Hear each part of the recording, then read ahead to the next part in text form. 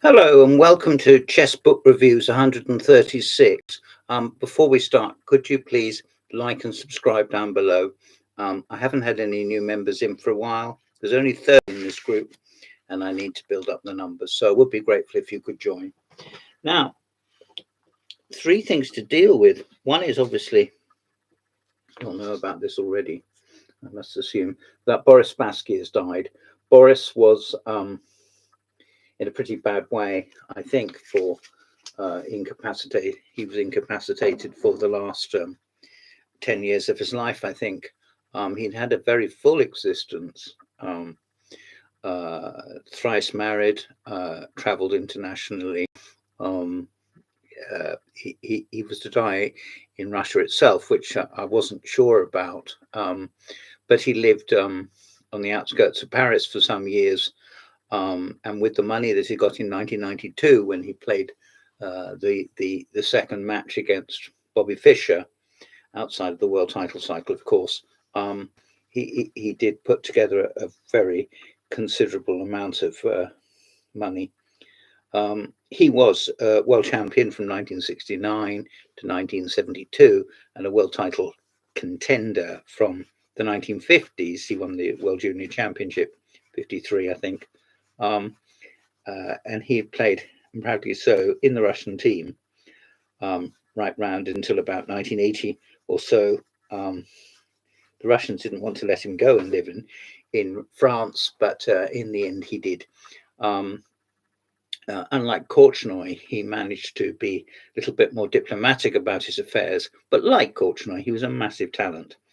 And he knew when to soft pedal and to agree draws, which Victor never did, because Victor, well, perhaps Victor was even a stronger player.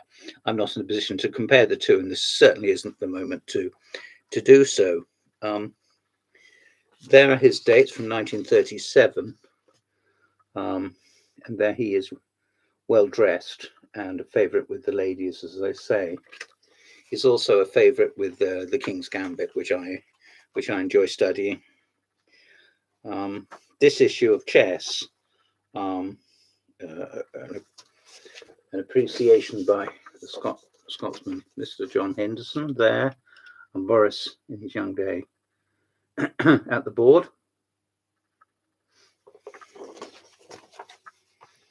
And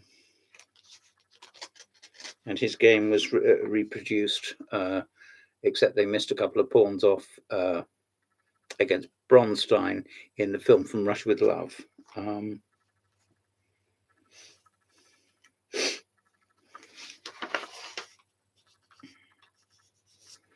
Here he is overseeing Larsson's games.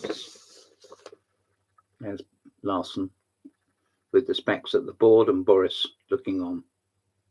Quite respectfully, I like to think. He did a lot for the public image of chess. And here he is with Bobby.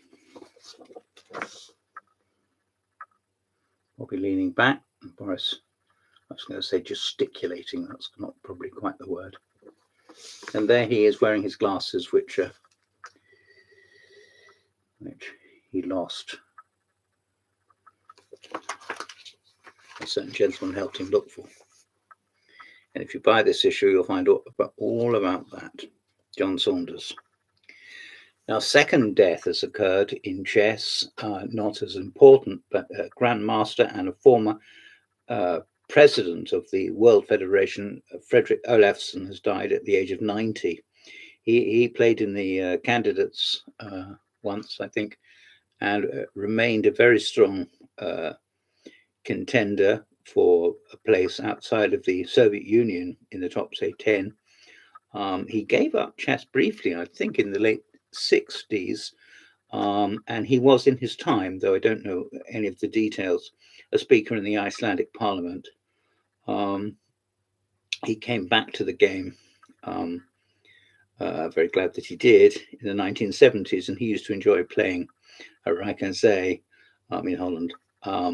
And as I say, he played matches against Larsson and the young Wolf Anderson, and he was the leading player, like Stahlberg was, and Carlsen became, many years later, of course, the leading player of his country. And at the age of 90, he, I'm sure he won't be forgotten. And Iceland is obviously a very small country with the largest preponderance, if that's the right word, of grandmasters of anywhere in the world. And he was the leading Icelandic player for many years. I haven't got the exact dates, but he would have been from. He was a promising junior from the mid 1950s. As I say, he reached the peak of his game in about the early 1960s, possibly encouraged by the rise, but not threatened by the rise of a certain Robert Fischer. And the last thing I've got to show to you, it's only a bit, is this. Now, looking at it as you don't, you can see at a glance that it's nothing to do with chess. It's in fact a magazine. I was quite pleased to find this today in the charity shop. It is called Military Modelling, as you see, and it's got soldiers on the front cover. And I used to be very interested, still would be, with a bit of encouragement, in Napoleonic wargaming. There we are. But at the bottom it says chess set with a difference. What's this? Chess set with a difference. So I went through it looking for the chess set with a difference.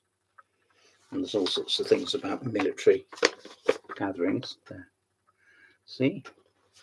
And adverts and books and things. This is all good stuff, but where's chess? Well, you may look and you may look. Well, here is chess. This is what they mean. A gentleman called Doug Miller had the idea that he would put together a chess set of ornate figures. He gives extremely detailed, which I'll not propose to read out, though I did read it at the time, extremely detailed account of 16th century goings on. The final straw, which occurred in August 1524, was the culmination of centuries of oppression, and the peasants, rural and urban day workers, miners and artisans and urban day workers gradually but sporadically began to organize themselves to overthrow the intolerable regime of feudalism. And all this sounds quite grand, if not a little pompous. And he does explain it in massive detail, the background. And then he, halfway down the second page, he writes, I first thought of designing a chess set based on the above theme in 1976 when I was working in West Germany.